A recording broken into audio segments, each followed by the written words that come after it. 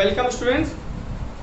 आज हम लोग कंटिन्यू करेंगे चैप्टर 2 का जो पोर्शन था हमारा इलेक्ट्रिक पोटेंशियल डिफरेंस तक हम लोगों ने पढ़ लिया था। उसके बाद आज हम लोग कैलकुलेट करेंगे potential due to a dipole. Same वही कंडीशंस होंगी एक्सियल पोजीशन में और इक्वेटोरियल पोजीशन में, ठीक है। और साथ में उसके कैलकुलेट करेंगे कुछ डेफिनेशंस हैं, कुछ इंपॉर्टेंट रिलेशंस हैं, जैसे पोटेंशियल ग्रेडियंट क्या होता है, टेम्परेचर ग्रेडियंट के बारे में आपने क्लास 11th में पढ़ रखा है, साथ में वेलोसिटी ग्रेडियंट भी पढ़ रखा है, ठीक है। और उसी उन टर्म जैसा ही एक नया टर्म आपको यहाँ पे पढ़ना है, पोटेंशियल ग्रेडियंट, ठीक है। फिर आते हैं कुछ टर्म्स ऐसे होंगे, इलेक्ट्रिक फील्ड और पोटेंशियल ग्रेडियंट में क्या रिलेशन होता है वो पढ़ना है, वो भी इंपॉर्टेंट टर्म है। फिर उसके बाद आपको देखना है कि इक्विपोटेंशियल सरफेस क्या होते हैं, ये इंपॉर्टेंट टर्म है, ठीक है। और इसके बाद देखते हैं हम लोग, ठीक है। और पोटेंशियल एनर्जी क्या होती है, सिस्टम ऑफ चार्जेस की पोटेंशियल एनर्जी कैसे कैलकुलेट करेंगे, ये सारी चीज़ें आज हम लोग देखेंगे इस वीडियो में। इस कंटिन्यूअस वीडियो को नए वीडियो पाने के लिए आप जो है चैनल को सब्सक्राइब जरूर कर लीजिएगा और सारे टॉपिक को अच्छे से समझने के लिए वीडियो को लास्ट तक जरूर देखिएगा, क्योंकि हो सकता है कि स्टार्टिंग में कुछ चीज़ें आपको ना क्लियर हो, बट लास्ट तक आई एम श्योर कि आपको सारी चीज़ें क्लियर हो जाएंगी, ठीक है। तो चलिए स्टार्ट करते हैं। Electric potential due to a dipole, ठीक है। तो पहला टॉपिक हमारा है electric potential due to dipole, ठीक है। तो टॉपिक में बोल दिया हूं मैंने, ठीक है, यहाँ पे लिख नहीं रहा हूं। पहली कंडीशन वही है, इन एक्सियल पोजीशन, केस 1 इन एक्सियल पोजीशन,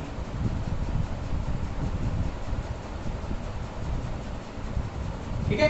तो एक्सियल पोजीशन में क्या होगी वैल्यू, कैसे कैलकुलेट करेंगे, ठीक है। तो स्टार्ट करते हैं, देखते हैं। सबसे पहले सपोज किया मैंने एक डाइपोल है, माइनस क्यू चार्ज है, प्लस क्यू चार्ज है, और यहाँ से कुछ डिस्टेंस आर पर एक पॉइंट है जहाँ पे आपको इलेक्ट्रिक पोटेंशियल कैलकुलेट करना है ड्यू टू दिस डाइपोल, ठीक है। अब डाइपोल की लेंथ आपको पता है 12 होती है। यहाँ पे हमने मिड पॉइंट को मान लिया, ये ए हो गया, ये बी हो गया, इसको ओ कह दिया, इस पॉइंट को पी कह दिया, ठीक है। Suppose a dipole of length 12 and magnitude of charge is Q, ठीक है। We have to determine electric potential due to this dipole at point P, which is at r distance from the midpoint of the dipole. Clear?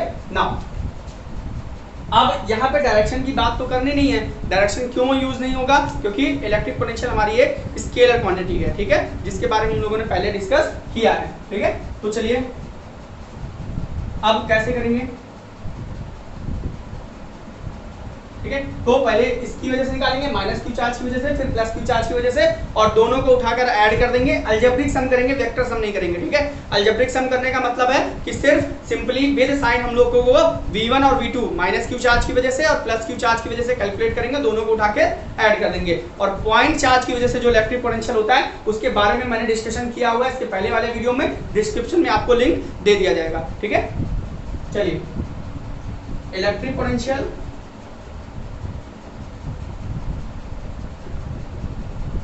Due to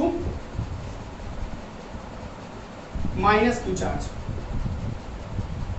तो क्या आएगा sir, v1 is equal to 1/4 pi epsilon not minus q upon, देखिए distance total क्या हो जाएगी, L plus R plus L, ये R बड़ा है L छोटा है, ठीक है। तो L प्लस R, और कल वाले फॉर्मूले में जो पहले इसके प्रीवियस वीडियो में बताया था, Q बाई R होता है पोटेंशियल में, ठीक है, 1/4 pi epsilon not Q by R, तो R की जगह पे क्या हो जाएगा, L प्लस R, ठीक है। ये इक्वेशन 1 हो गई, ठीक है। सिमिलरली कैलकुलेट करिए electric potential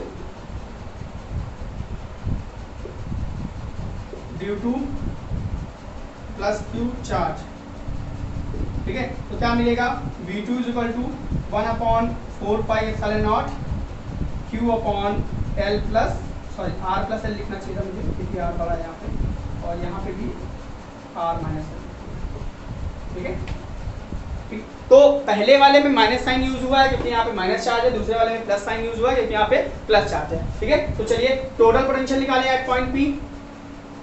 total potential at point P due to dipole will be. तो सर करिए, तो क्या हो जाएगा v is equal to v1 plus v2। Algebraic sum लेना है, ठीक है। तो अल्जेब्रिक सम क्या हो जाएगा, v is equal to v1 plus v2, ठीक है। तो वैल्यू पुट करिए, v1 की क्या हो जाएगी 1/4 pi epsilon not minus q upon r plus l, दूसरा हो जाएगा 1/4 pi epsilon not plus q upon r minus l, ठीक है। अब देखिए जरा ध्यान से, यहाँ पे कुछ कॉमन मिलेगा सर, हाँ मिल गया, q upon 4 pi epsilon not common है, ठीक है। तो अंदर क्या बचा -1 upon r plus l plus 1 upon r minus l, ठीक है। r प्लस l और r माइनस l का एलसीएम क्या होगा, वेल नोन है आपको, ठीक है, बहुत अच्छे से पता है। चलिए r square minus l square, ठीक है, इसको डिवाइड करेंगे, ये मिलेगा -r minus l plus r plus l, ठीक है। अब देखिए ये माइनस r, ये जो माइनस r है ये वाला टर्म इससे कैंसिल आउट हो जाएगा, जब अंदर मल्टीप्लाई होगा, प्लस l कितना हो जाएगा 2l, डबल l हो जाएगा,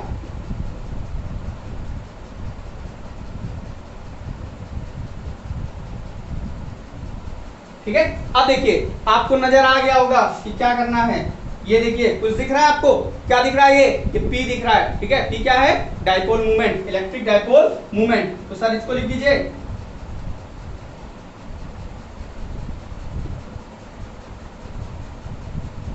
ये मिल गया हमको फॉर्मूला। अब इसी में स्पेशल केस हम लोग बनाते हैं कि अगर ये बहुत छोटा हो तो ये टर्म हमारा नेग्लेक्ट हो जाएगा। तो v इज इक्वल टू क्या मिलेगा sir, 1/4 pi epsilon not p upon r square, ठीक है। कब मिलेगा, जब l बहुत छोटा हो r से, that is l square much smaller than r square, ठीक है। तो ये टर्म हमारा मिल जाएगा v is equal to 1/4 pi epsilon not p upon r square, ठीक है। तो चलिए अब हम लोग देखते हैं इक्वेटोरियल पोजीशन में, ठीक है। तो चलिए स्टार्ट करते हैं। चलिए देखिए इक्वेटोरियल पोजीशन में क्या आएगा पोटेंशियल, ये डाइपोल है, ठीक है। इसके परपेंडिकुलर लाइन पे हमको P पॉइंट पे हमको इलेक्ट्रिक पोटेंशियल कैलकुलेट करना है यहाँ पे, ठीक है। ये है P पॉइंट हमारा, ठीक है।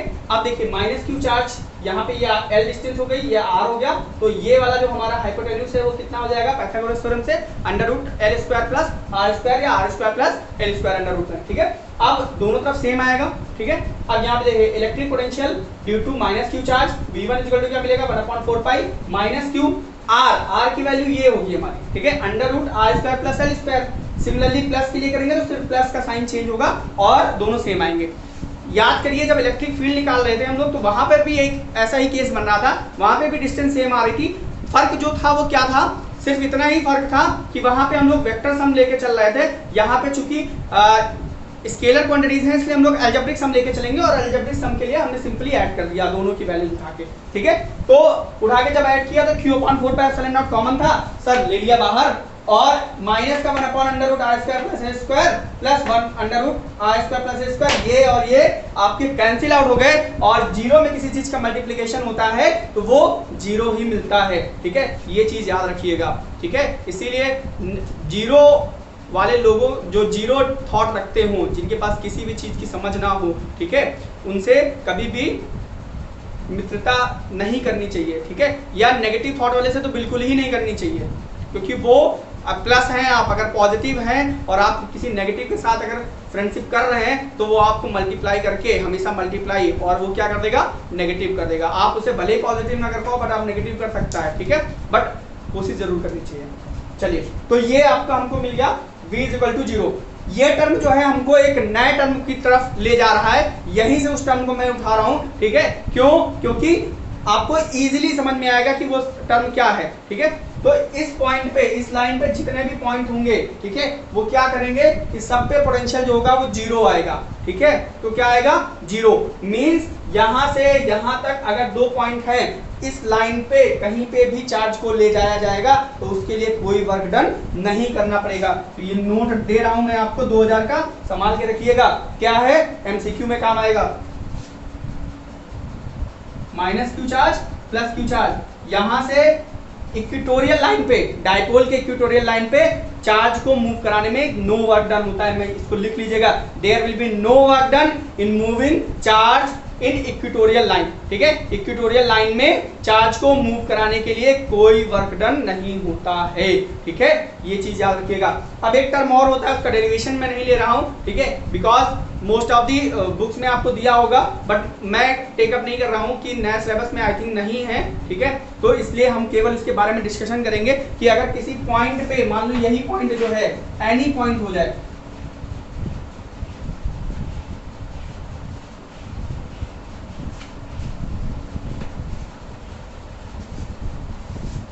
यही टर्म जो है एनी पॉइंट हो जाए, मतलब ये डाइपोल आपका हो गया और इससे किसी पॉइंट पे मतलब ये थीटा में मिल गया, ठीक है, आर डिस्टेंस पे कोई भी पॉइंट हो जाए, तो वहां पे इलेक्ट्रिक पोटेंशियल जो आता है 1/4 pi epsilon not p cos theta upon r square, ठीक है, ये मिलता है, आप इससे कैलकुलेट कर सकते हैं, ठीक है। अब चाहे तो देखिए एक्सियल में आएगा तो cos की वैल्यू 0 हो जाएगी, cos 0 की वैल्यू 1, आपको फॉर्मूला मिल जाएगा। परपेंडिकुलर के लिए cos 90 होता है तो 0 हो जाएगा, ठीक है। बाकी सारे टर्म्स के लिए भी ऐसे कैलकुलेट कर सकते हैं, ठीक है। ये तो था हमारा electric potential due to dipole, ठीक है। अब कुछ टर्म्स और हैं जिनके बारे में अभी हम लोग देखते हैं। पोटेंशियल ग्रेडियंट क्या होता है,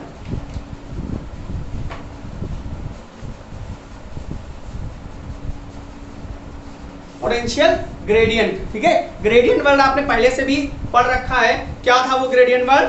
ग्रेडियंट था rate of change in any quantity, physical quantity कोई भी हो सकती है, उसको ग्रेडियंट कहते हैं, ठीक है। और ये टर्म आपने टेम्परेचर ग्रेडियंट पढ़ा तो क्या था?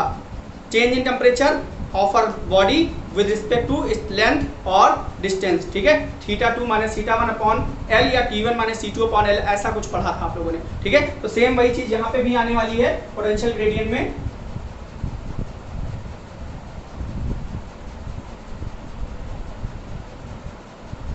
ठीक है, तो पोटेंशियल ग्रेडियंट कैसे कैलकुलेट करेंगे?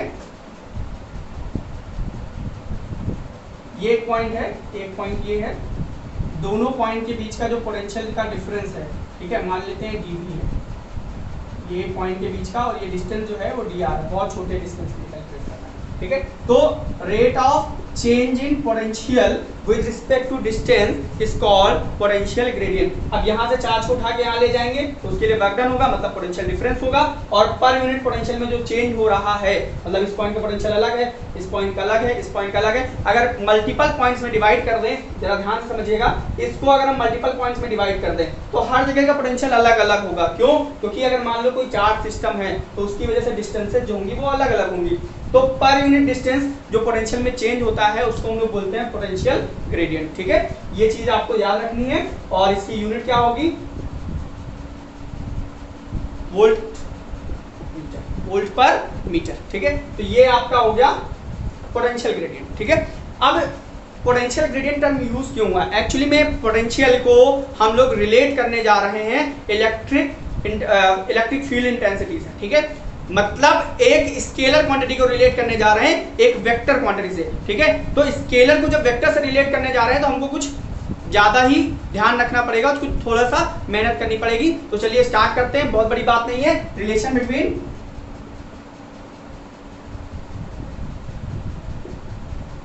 इलेक्ट्रिक फील्ड एंड पोटेंशियल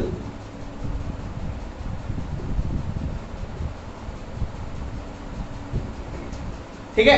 अब देखिए क्या होगा, हम एक चार्ज है, ठीक है, वो चार्ज है, उसको इलेक्ट्रिक फील्ड वर्क करके खुद बाहर फेंक दे रहा है। समझिएगा जरा, इस टर्म को समझिएगा, थोड़ा सा ध्यान से पकड़िएगा क्या कहना चाह रहा हूं कि एक चार्ज है, उसको इलेक्ट्रिक फील्ड वर्क करके इन्फिनिटी पे फेंक, इन्फिनिटी पे ले जा रहा है, तो उसके लिए वो वर्क करेगा, ठीक है। तो कितना वर्क होगा?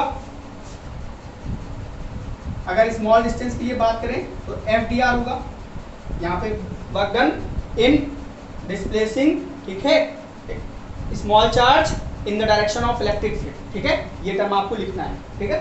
तो ये हो गया आपका। तो F इक्वल टू क्या होता है? Q0 E, ये तो आपको पता है, ठीक है, पहले से ही बता रखा है, तो ये वैल्यू यहाँ पे रख दीजिए।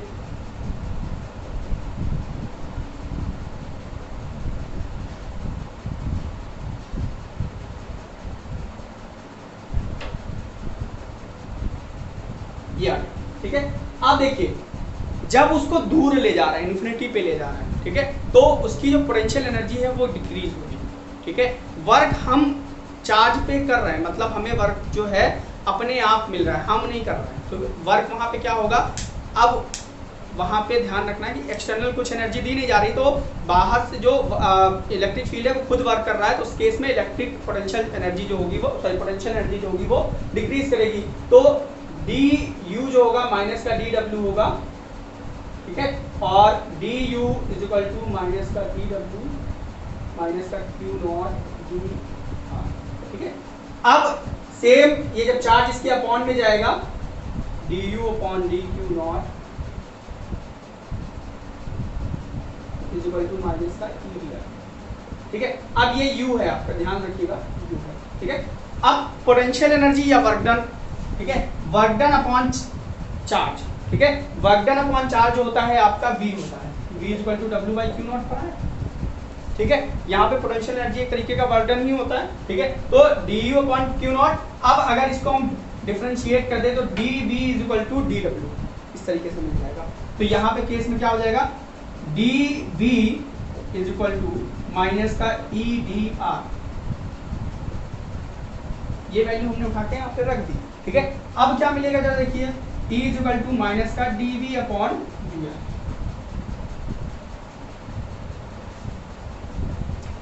ये टर्म आप सोच रहे होंगे, इधर वेक्टर लिखा है, इधर स्केलर लिखा है, ये कैसे पॉसिबल है, ठीक है। ये पॉसिबल है वेक्टर अलजेब्रा की वजह से, ठीक है। वेक्टर अलजेब्रा हमको ये बताता है कि कैसे एक स्केलर क्वांटिटी को वेक्टर क्वांटिटी में कन्वर्ट करते हैं, और उसके लिए पहले इसको देख लीजिए थोड़ा सा, ठीक है। अब हम बताने जा रहे हैं आपको कैसे ये चेंज किया गया होगा, ठीक है। तो देखिए एक्चुअली में इसको, ये जो टर्म है वो इस तरीके से लिखा जाता है, E is equal to minus का ग्रेड V, इसको ग्रेड V पढ़ते हैं, ग्रेड मतलब ग्रेडियंट, ठीक है। ग्रेडियंट, ये जो डेल है ये एक ऑपरेटर है, ठीक है, ऑपरेटर है, मतलब जैसे प्लस माइनस होते हैं वैसे एक ऑपरेटर है, डी बाई डी आर, ये भी एक ऑपरेटर है, तो यहाँ पे डेल एक ऑपरेटर है, ठीक है। तो इसको अगर वेक्टर फॉर्म में अगर लिख दें तो फॉर एग्जाम्पल, तो इसको ऐसे लिखेंगे,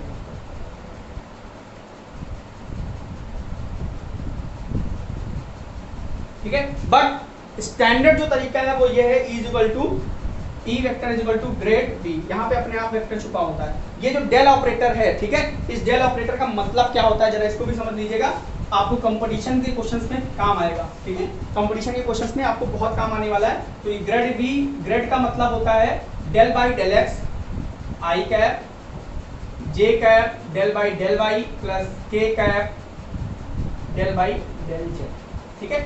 अब देखिए i cap j cap k cap मिल गए, मतलब वेक्टर क्वांटिटी मिल गई।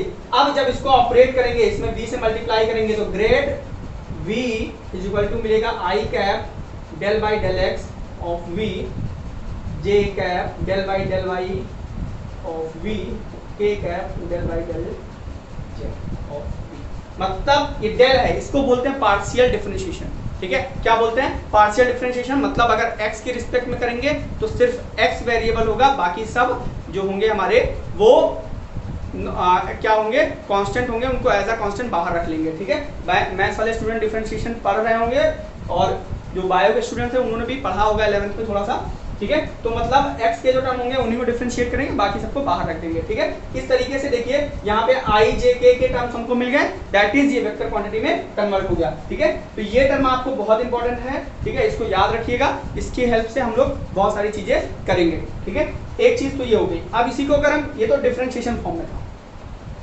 पोटेंशियल, ग्रेडियंट और इलेक्ट्रिक फील्ड में रिलेशन था। अब इलेक्ट्रिक पोटेंशियल और इलेक्ट्रिक फील्ड में इलेक्ट्रिक पोटेंशियल और इलेक्ट्रिक फील्ड में अगर रिलेशन बनाना हो तो क्या होगा, इसी टर्म से हम लोग बना सकते हैं, ठीक है। ये इतना देख लीजिएगा, ठीक। इनके न्यूमेरिकल्स करेंगे तो आपको पता चलेगा कि कहाँ पर इसका यूज है। इलेक्ट्रिक पोटेंशियल और इलेक्ट्रिक ग्रेडियंट में क्या रिलेशन हुआ, electric potential and electric field. तो E इज इक्वल टू क्या मिला, माइनस का dv बाई डी आर मिला, हाँ। V इज इक्वल टू क्या मिला, माइनस का ई डी आर मिला, हाँ। इंटीग्रेशन कर दो ई डी आर, ये मिल गया आपको रिलेशन, ठीक है। तो ये एक तरीके से कह सकते हो ये डिफरेंशिएशन फॉर्म में मिला आपको, ये आपको इंडिकेशन फॉर्म में मिला। दो फॉर्म में दो रिलेशन है, ठीक है। दोनों का यूज कहीं पे भी कर सकते हैं और हमारा आंसर जो है दोनों से निकल सकता है, इसमें कोई भी प्रॉब्लम आपको नहीं आने वाली है, ठीक है। तो ये थे हमारे दो टॉपिक, ठीक है। अब इंपॉर्टेंट टर्म जो है एक छोटा सा टर्म है बट आपके लिए बहुत इंपॉर्टेंट है और उसको जरा ध्यान से देखिएगा, वो है हमारा इक्विपोटेंशियल सरफेस। नाम से ही पता चल रहा है equipotential surface.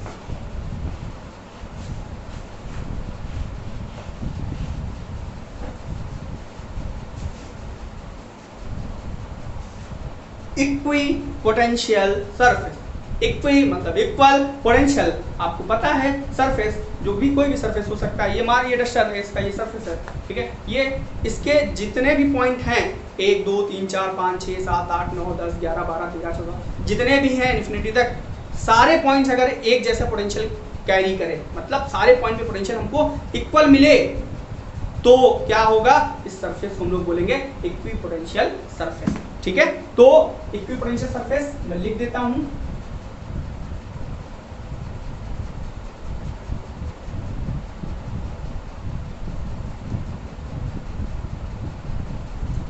Equipotential surface is a surface, ठीक है। आपको ध्यान से समझ लीजिए, equipotential surface is a surface potential at every point of which is always remain same, मतलब जिसके सारे पॉइंट्स पे पोटेंशियल जो रहता है वो सेम होता है। दूसरे टर्म्स में भी हम लोग इसको और डिफाइन कर सकते हैं, जैसे मान लो कि अगर ये चार्ज है, ठीक है, तो जरा समझिएगा पॉइंट चार्ज है, तो इसकी वजह से इससे अगर r डिस्टेंस पे इक्वी पॉइंट सारे हों, ठीक है, सारे r डिस्टेंस पे पॉइंट ले लें, मतलब ये r डिस्टेंस पे, ठीक है, तो इसको हम दूसरे तरीके से डिफाइन कर सकते हैं फॉर अ चार्ज डिस्ट्रीब्यूशन। मतलब चार्ज डिस्ट्रीब्यूशन कोई भी हो सकता है, एक सिंगल चार्ज भी हो सकता है और बहुत सारे चार्ज भी हो सकते हैं, उनके लिए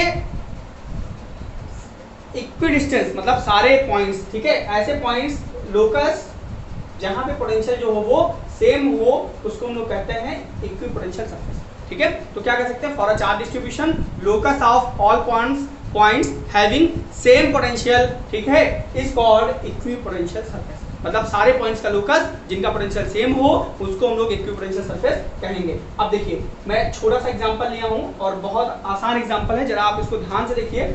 यहाँ पे चार्ज Q है, ठीक है, और सारी डिस्टेंसेस अगर सेम कर दी, इक्वल कर दी, ठीक है, तो क्या होगा, पोटेंशियल हमारा आएगा 1/4 पाई एप्सिलॉन नॉट Q/r। मतलब हर पॉइंट पे पोटेंशियल सेम आएगा और आपको पता है किसी फिक्स पॉइंट से इक्वी डिस्टेंस पॉइंट्स का जो लोकस होता है वो हमारा एक स्फीयर होता है, ठीक है। ये पॉइंट हमने फिक्स कर दिया, 3 डायमेंशनल की बात कर रहा हूँ, 2 डायमेंशनल में सर्कल होगा, ठीक है।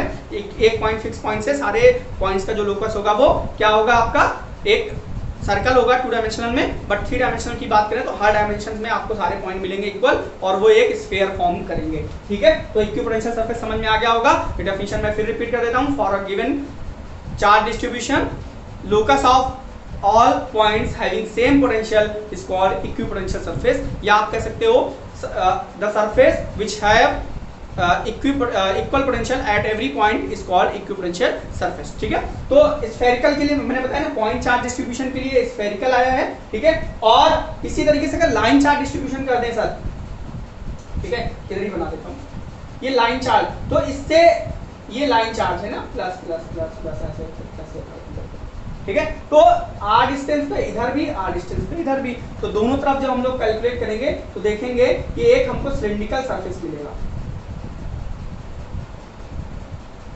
कैसा सरफेस मिलेगा, सिलिंड्रिकल सरफेस मिलेगा जिसपे पोटेंशियल जो होगा वो सेम होगा। तो लाइन डिस्ट्रीब्यूशन के लिए सिलिंड्रिकल क्या मिलेगा हमको, इक्विपोटेंशियल सरफेस मिलेगा, और इसके लिए ऐसा मिलेगा। अगर कोई चार्ज मान लो है यूनिफॉर्म इलेक्ट्रिक फील्ड है, मतलब इलेक्ट्रिक फील्ड ऐसे यूनिफॉर्म, तो उसके लिए, ठीक है, आपको चार्ज डिस्ट्रीब्यूशन जो होगा वो प्लेन मिलेगा, ठीक है, प्लेन, ठीक है। तो ये कुछ इक्विपोटेंशियल सरफेस थे। अब इनकी प्रॉपर्टीज क्या होती हैं, जरा कुछ इंपॉर्टेंट प्रॉपर्टीज हैं, 1 मार्क्स के क्वेश्चंस के लिए बहुत ज्यादा इंपॉर्टेंट होती हैं और बहुत सारे लोग इसको ध्यान में नहीं रखते हैं, तो वो चीजें ध्यान में रखिएगा। पहली चीज कि अगर कोई जो है चार्ज कंडक्टर है, क्या है, चार्ज कंडक्टर, चार्ज कंडक्टर है तो उसके लिए जो हमारा इलेक्ट्रिक इक्विपोटेंशियल सरफेस होगा या उसमें जो इलेक्ट्रिक फील्ड लाइंस होंगी, ठीक है, वो हमेशा परपेंडिकुलर होंगी, ठीक है। For charge conductor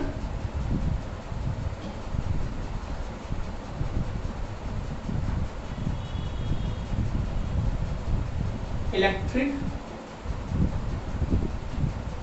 field lines are perpendicular to equipotential surface.